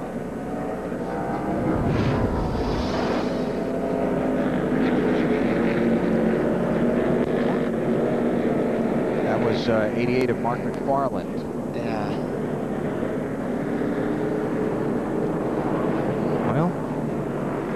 Well, I mean, you're looking. Hey, like, if you get to somebody's bumper going into the corner, you're gonna spin them out. So, not sure. We've seen that like 2 or 3 times today, so I don't know what's going on. You had that look in your eyes like, is there really a need for me to call that one? Yeah, the brake pedal's on the left. I don't think they've moved it. The brake's not in the middle? Left of the gas pedal. Oh, okay. Back at Martinsville Speedway. Behind every great comedy, there's drama coming to NBC this fall. Matthew Perry and Bradley Whitford star in the new original series from West Wing creator Aaron Sorkin. It's Studio 60 on the Sunset Strip, Mondays this fall on NBC. Pace car leading the way here around Martinsville as we work what is now the 15th caution of this race. Ooh, that's not good. Overheating tremendously. We'll send water out the overflow. These guys obviously trying to figure out how extensive it is. And if you connected a vent hose from inside the driver's helmet, you'd probably be steam boiling like that. On the go. All right, going to get this Goody's 250 back underway. Kevin Harvick leading. Clint Boyer second. Denny Hamlin third. Reed Sorensen fourth. Johnny Sauter fifth. You've got John Andretti, Carl Edwards, Jason Leffler, Mike Wallace, and Jay Sauter rounding out the top 10. And we're going to do this with about 53 laps to go.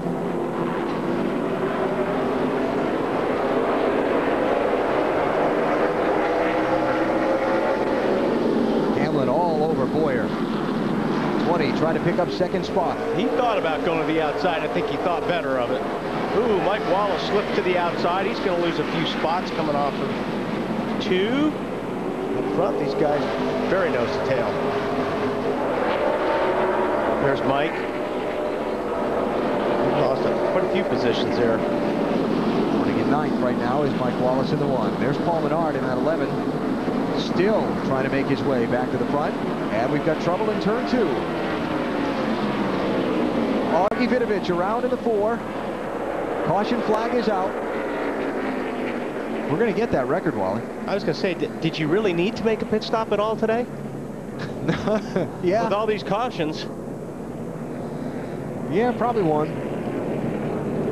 So the young Californian, Augie Vidovich, 25-year-old from Lakeside in the Golden State, has had trouble for the second time today. As evidenced by looking at the front end of that car.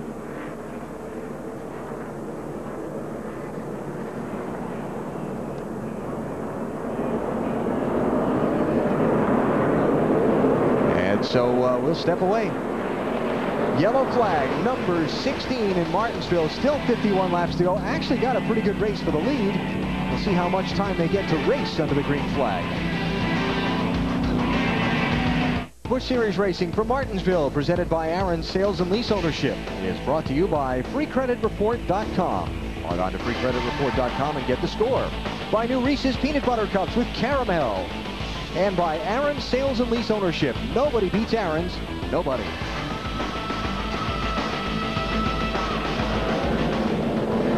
That's like the ultimate insult onto an already bad day. It just keeps getting worse. David Green driving around a minute ago under the caution flag with the hood folded back over the windshield. Trying to find his way back to his pit stall while keeping the hood from flopping around with his hand, and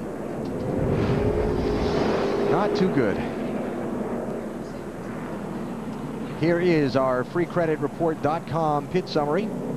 Difference in the race so far, strategy, all of your top 5 pitted together under the caution at lap 80, while Paul Menard was 6th at that time. He stayed on the track, pitted from the lead at lap 103, and he's back in 15th. That's tough, because he's got a lot of good race cars in front of him right now that he's got to pass, because nobody else is coming in anymore up front for pit stops, so he's got his work cut out for him. Pretty well summarizes the strategy that's gone wrong for exactly. the 11th car today. Let's summarize the race thus far this afternoon. Threatening weather when we went green just after 3:30 Eastern time, and we saw this a lot. Yellow fever. Lots of it. Stephen Wallace gets turned around. One of 2 incidents to say he will be in. There's 14 car. Gets a lot of guys just getting turned around today. There's Ricky Craven, J.J. Yaley, and Kyle Busch, 18 and 5 respectively. Big mess and traffic jam there. Here's John Andretti in the 10, Ron Hornaday in the 33. Yeah, Ron's had one of those days as well today. Yeah. Boris said, hey, who hit me? It's been in a couple of those as well. 16 caution flags in this race. The longest green flag run we've had today, 18 consecutive laps. That was between laps 147 and 164.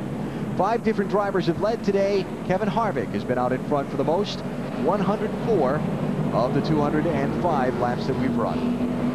There is the record. We're getting there. We are. 45 laps to go. We'll make it. That record's been a long time. 1984 was when that record was set. So. Now, of course, they didn't race here between 1994 and That's 2006. Still, we're part of history here. Yeah. Always like being part of history. NASCAR race coverage continues tomorrow on TNT. The NASCAR Nextel Cup Series at Pocono Raceway in Pennsylvania. Unlike this little half-mile bull ring, that's a big 2.5-mile super speedway. Denny Hamlin on pole position. We start with Bank of America Countdown to Green at 1:30 Eastern Time, TNT, tomorrow. Great fight for those guys trying to get into the chase for the Nextel Cup. All those guys in that great big pack. Some nervous drivers right now. Good. Just in and just out of the chase. Be a good race. That's tomorrow TNT. Let's go back to it here in Martinsville with Kevin Harvick leading Clint Boyer, Denny Hamlin, and Reed Sorensen. Good restart for Denny Hamlin in the 20 car. Boyer throws a little bit of a block going down the straightaway. Yeah, he did. No flagrant foul there, though. No. What, Harvick's got to be looking in the mirror going, okay, you know what, enough's enough. These guys are getting close, getting serious. Paul Menard in the 11, Kyle Busch in the 5, Regan Smith in the 35. All these guys scrambling around back for 14th, 15th, 16th spots. I tell you, I don't, you know, you wonder if I can't see Kevin Harvick not using everything he's got at this point in the race, but Clint Boyer is right with him. I agree with you. You were watching an almost. I was watching, yeah, something else going on. But I'll tell you what, the two cars all of a sudden pretty good in the center where he wasn't earlier in the race. Clint Boyer led the first 45 laps of this race before Kevin Harvick got by him. And he's all over Harvick right now for the race lead with 40 to go. The problem is he needs for Harvick to make a mistake, which is going to be unusual. Yeah. Let's take you back through the top 10, a little through the field, and check on the leaders. Lindsay? You guys talk about Clint Boyer inching up on Kevin Harvick. Kevin Harvick and his crew chief feel that this car has everything it needs to stay in the lead spot. They feel good, but Kevin is being very, very quiet right now. The key is silence because his crew chief is brainstorming. They're trying to make sure that he doesn't give this up. Dave? Lindsay, Clint Boyer driving that 2-car very well, as Wally said, on the back end of the 21 now. You mentioned the block Wally did at the beginning of this run, and that's exactly what he needed to do to the 20 car. He said, if I can just keep the 20 behind me on that first lap, I think I can keep him behind me for the rest of the race. As for the 20 of Denny Hamlin, trying to win the 3rd race of his season, remember, he's a pole sitter for tomorrow. Came here with a lot of confidence, but started in the back of the field. It's been a good drive to the front for Denny. Lindsay? The 41 of Reed Sorensen currently in the 4th spot. He was up at 3rd. He's gone back to 4th. He's been shaking it out between those two positions. I talked to crew chief Brian Patty, and Patty said, I know our car is good enough to finish 3rd. As for if it can get up to the top spot or 2nd, I'm not sure. Dave?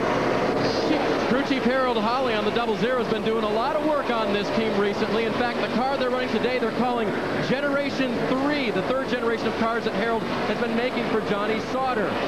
Last week at Loudon, a Gen 3 car finished 6th. Today, they run 5th. Lindsay?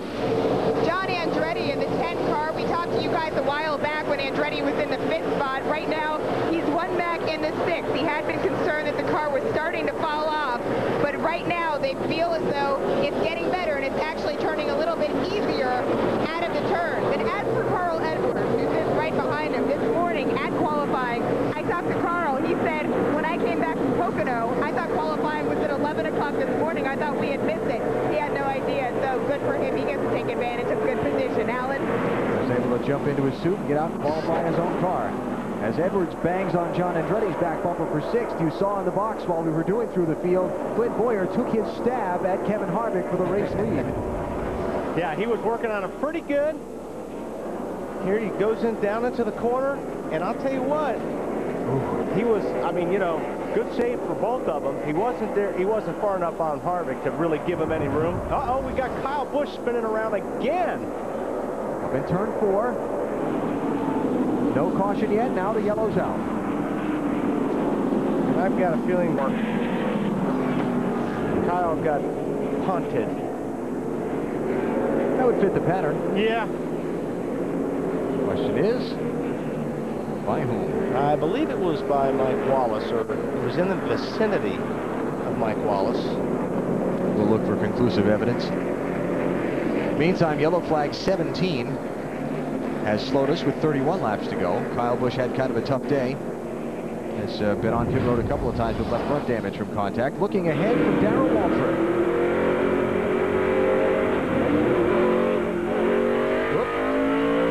Where did I guess we missed that one. There.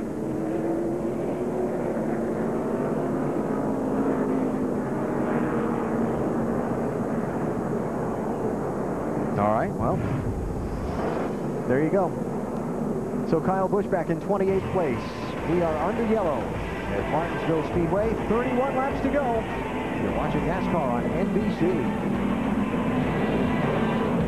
In on the finish, cleaning up from the 17th caution here today at Martinsville Speedway in Virginia. One away from tying the record for most cautions in a Busch Series race at this track. I want it, Alan.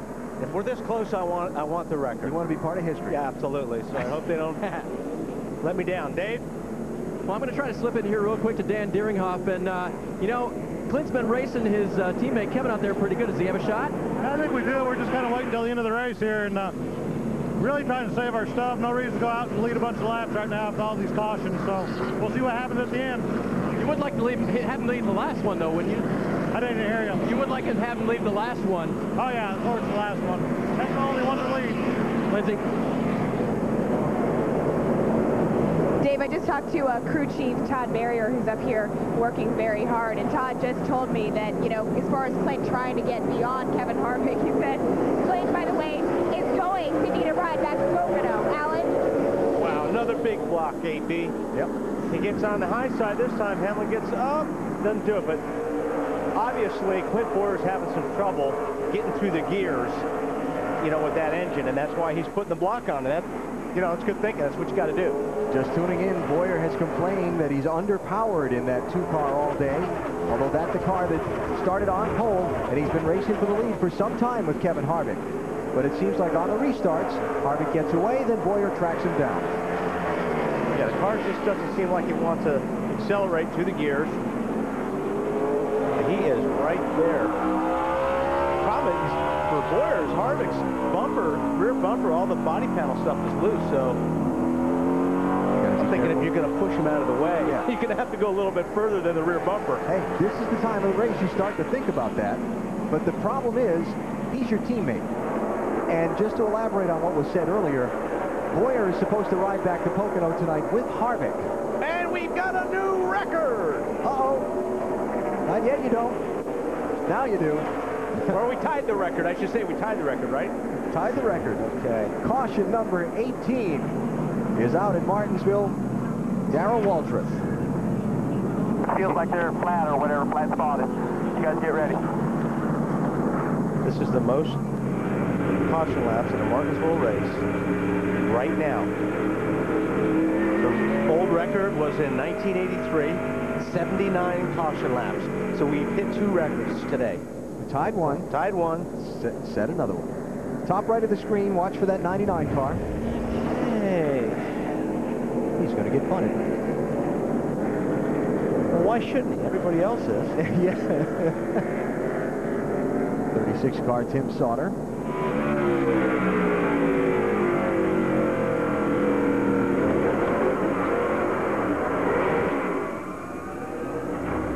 Well, you know, think of it this way. Darrell getting back in the race car today, it's good for him to get the whole Martinsville experience and relive that. We're ready. Yeah, that's right. They flat spotted. I don't think they do a hell of a lot good. He's watching all this mayhem go on around him. He's got to get his share of it. Hey, you know that hard driving you were talking about? Welcome back. Yeah. Lindsay, what's he saying? TW, who actually compared his car to a dump truck early in this race, says that it's improving the way he wants to. Their plan is to bring him in, and they want to give him 4 new tires. But Darrell Waltrip says his car has been improving. Obviously, he wasn't happy about what just happened out there, but for where he's been running this race currently, he feels like he's having a better day than what it started out to look like. Not many people leave Martinsville happy. It's one of those racetracks like Bristol, and there's a couple of happy people, but most of them are not very happy at the end of the day. Yeah. So up front, we just heard from Clint Bowyer's crew chief. Now we'll just keep an eye on the restart. Yep. Al and I have been talking about it today, and the two cars having a hard time getting up through the gears. And the guy in third place, Denny Hamlin, knows it. Now he's trying to figure out, okay, I know he's going to put a block on me, you know, and pretty much the 2 car will block him down low. So Hamlin is going to try to get to the high side if he can, Dave. And Wally, Clint Bowyer would like Kevin Harvick to get a better restart. It may not just be Bowyer having trouble getting going. He asked for his teammate to give him a break and get a better restart so that the 20 is not ganging up on him. Yeah, I think what he wants, Harvick to restart faster. You know, roll a little bit faster and get going.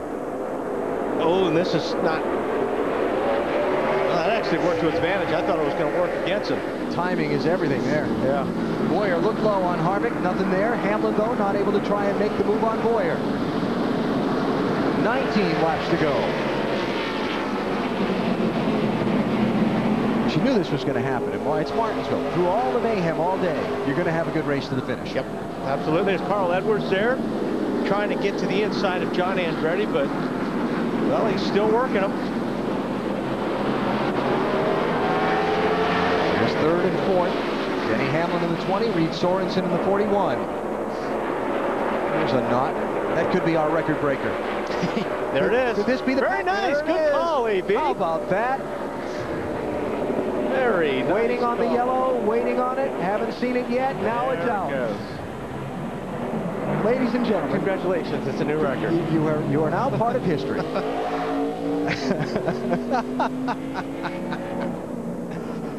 October 1984, 18 cautions in a 250-lap NASCAR Busch Series race. He's going to have a sore arm at the end of the day. I think that's the second flagger of the day. They're going to ice the starter's arm down like they do a pitcher's at the end of a baseball game. Todd Cleaver. It looked like Cleaver just got in there, and to me, on that shot, it looked like he got a little bit loose getting in. He tried saving it.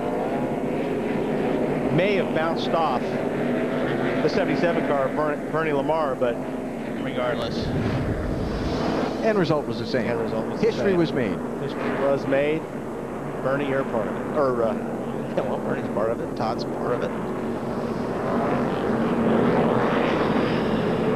So another restart chance for Kevin Harvick and Clint Bowyer and Denny Hamlin. Dave?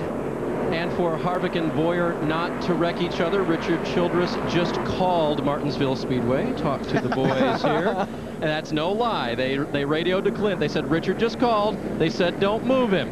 Now, Clint replied, well, how am I supposed to win the race? I guess, Wally, that's a hard decision. Boss says, don't move him, and you want Kevin to give you just a little bit of room, and Kevin doesn't want to lose a race, and that's hard. I'm sorry, Dave. I'm having a hard time hearing you right now. Yeah, exactly. That's exactly what Kevin and Clint are saying. We're just going to race. Can't hear that radio call from pit road, huh? Breaking up really bad. Gee, I hate that for them. You hearing Wally okay, Lindsay? I'm hearing Wally loud and clear, sometimes too much. No, I'm just kidding. Oh, yeah. I'm here with crew chief Todd Barrier for Kevin Harvick.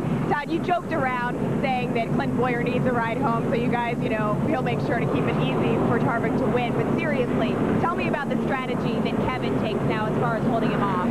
Kevin just has to get a good restart. You know, Clint's been really good on the first 3 or 4 laps of these runs, and honestly, Kevin just has to get a good start and guard the bottom for the first couple of laps, and then I mean, both of our cars are really good, and right now it's just who's got the track position, and we're just fortunate enough right now to be the one in front. And we heard that Richard Childress made a phone call here to Martinsville. Are you privy to that information? I don't know anything about that, so sure you don't. He ought to be good with everything that's going on right now. We wish you a happy flight home, Todd. Guys?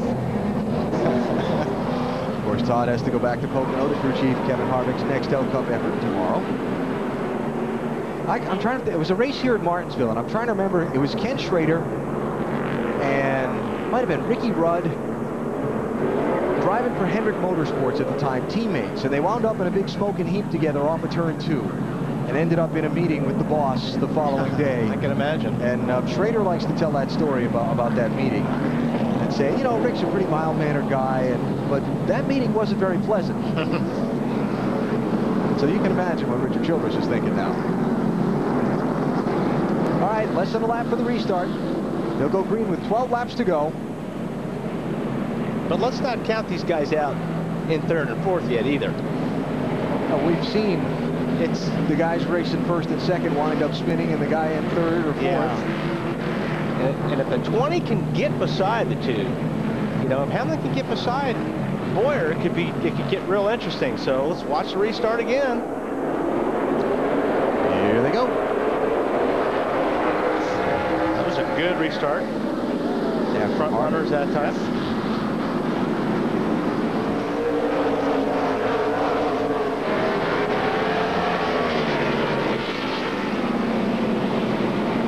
And Hamlin not able to do anything with Boyer on the get-go here. So right now it's Boyer trying to find a way around his teammate Kevin Harvick without moving him.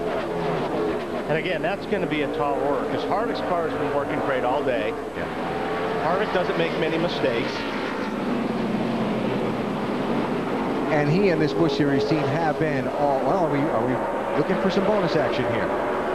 Well, that was pretty ugly. But they got away with it. Clear.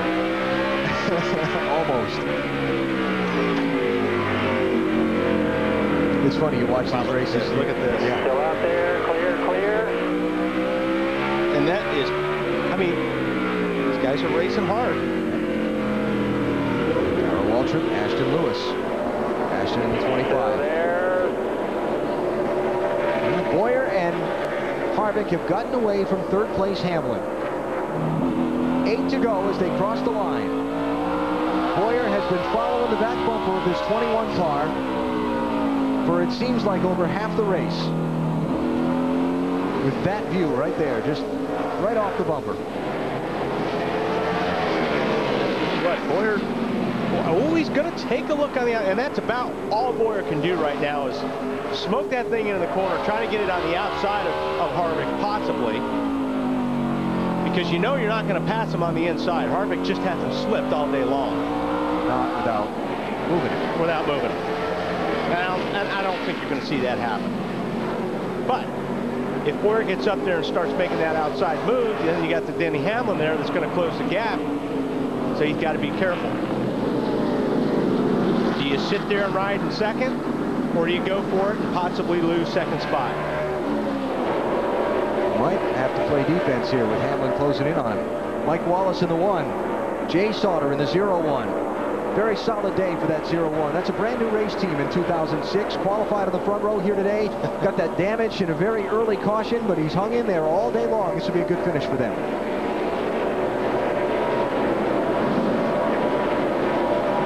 David Green, remember his car overheating earlier. Leaders go by him, starting to show some smoke from that 27. You know, here's the other thing about Boyer versus Harvick. Harvick's won 3 times this year. Boyer hasn't won yet. I don't think Harvick is going to feel sorry for... No, not my intention at all, but there's a little hunger there. Oh, yeah, there's no question. That 2 driver. And that 2 car should have won the... I mean, you know... Should have won last week. Yeah, really should have. That was one that they gave away. Didn't catch the race last week. Boyer, the dominant car up at New Hampshire International Speedway, made a pit stop under green. Caution came out. Got caught on the wrong end of the pit strategy and did not win the race.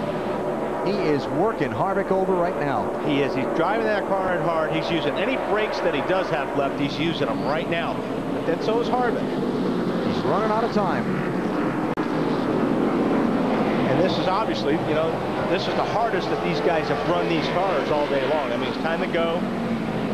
But Harvick saved a lot of equipment for just this. Half mile to go for Kevin Harvick. White flag is up. Final lap in Martinsville. If the caution comes out now, the race is over. Boyer not able to stay with him off turn 2. Final set of corners to negotiate for Harvick. Boyer runs it in deep, but Harvick's going to hold on. Kevin Harvick holds off his teammate and picks up his 4th win of 2006 in the NASCAR Busch Series.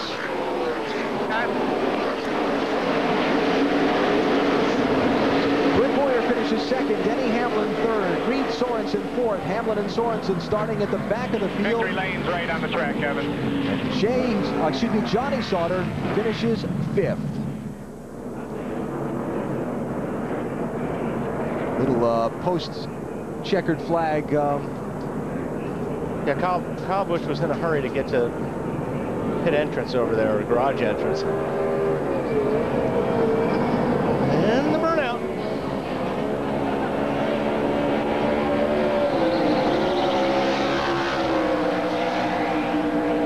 So listen to this, Wally. Kevin Harvick, his 21st career NASCAR Busch Series win. It ties him with Dale Earnhardt Jr., and Harry Gant. Wow. On the all-time Busch Series win list. That's a pretty exclusive company. I didn't realize he had won that many races. Yep. So Harvick doing the burnouts and celebrating. We'll get to victory lane when we come back to the Martinsville Speedway and hear from today's race winner and some of the other top finishers. Kevin Harvick taking the checkered flag.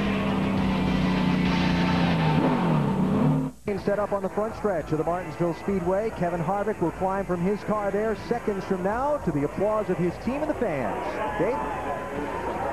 And of course, when you win a NASCAR Busch Series race, it's a beer bath. That's the first step. Busch beer all over, including all over the winner, Kevin Harvick, who held off everybody today, including his teammate at the end of that race. That was pretty close. Yeah, it was a good race. I knew I had to keep it on the bottom and on the restarts, just couldn't get going like I needed to, and those guys could, and then after about 5 laps, old U.S. Coast Guard Chevrolet could get out there, you know, a couple car lengths. But good day, good pit calls. I knew it was going to be all about track position, and just got to thank the United States Coast Guard, Richard Ducato, Snap-on, everybody that's involved with this car. With about 100 to go, Clint was on your bumper. Were you saving it all at that point? No, my car started to get loose in the corner, so I just started adjusting the brakes and just trying to get the balance right on that. And once I got that right, I was able to stay on the bottom. But all in all, it was a good day. Now, Richard called, and did your team make you aware that he told the two not to turn you to win? Well, you know, last week it was kind of the roles were reversed. So, you know, it's we'll take care of each other as we need to, and that's what we do, because all three of us get along and do what we have to do to make sure that we do as good as we can and take care of each other along the way. And this is win number 21 for you, Kevin. Winning here at Martinsville for the first race back, pretty special. Yeah, you know, I brought my truck here a lot, and I see there's a grandfather clock sitting over there, so that'll look... That's yours. That'll look good in the new house, but awesome day. Got to thank Shane Wilson and all those guys back at the shop. Built both of us brand new short track cars, and should be a lot of fun at IRP. Great day for Kevin Harvick in the Coast Guard car. Lindsay? We'll get to Lindsay in just a minute there. We talked about that grandfather clock. That is what the winner gets here in Martinsville. It is a unique trophy, and it is very, very treasured, as you could hear from Kevin Harvick's remarks. Yeah, and that's the thing. When you get a trophy like that, it goes with the track. They give a guitar, you know, up in Nashville, yeah. and that's just a cool trophy. It's different than anything else they do, so pretty neat. Clint Boyer has departed from where his car was brought after the race and gone back to his hauler, so Lindsay is efforting a word with today's runner-up. We look to hear from him when we come back to Martinsville. The grandfather clock belongs to Kevin Harvick, today's winner. We're back at Martinsville with second place finisher Clint Boyer. Clint, I know you respect that Kevin's the point leader, but how tough is it to follow team orders like that? Oh, it's all part of it. It's all being a teammate. I need to ride back to Pocono. I'm riding with him, so I can't be knocking him out of the way. But no, all the guys on the East Sudoku Chevrolet, all the guys in this whole Busch program, they work their tails off, and you know, it's showing. The guys on my team, that's 2 dominant cars in 2 weeks. I'm gonna get them a win. We just got to be patient with it, and when it comes, it's gonna come big. Clint Boyer, thank you so much. Alan? And a look at the finishing results from today's race in Martinsville. Kevin Harvick, the winner. Hamlin and Sorensen came from the back. Top 5s. Yeah, looked out good. Paul Menard wound up 12th. And you go down here. I mean, you know, a lot of cars ran good, but a lot of guys had a lot of problems today. Yeah. Found themselves backwards. Ron Hornaday was one of them a few times. Yeah. David Green 31st after the radiator troubles, and the final 3 finishers. Tomorrow, 1:30 Eastern, Nextel Cup Racing from Pocono on TNT. We'll look for you then. Next, except on the West Coast, your local news. Then at 8/7 Central, it's Miami Vice Undercover. For Wally Dollarback, Dave Burns, and Lindsey Zarniak, Alan Bestwick, so long from Martinsville. Kevin Harvick's your winner.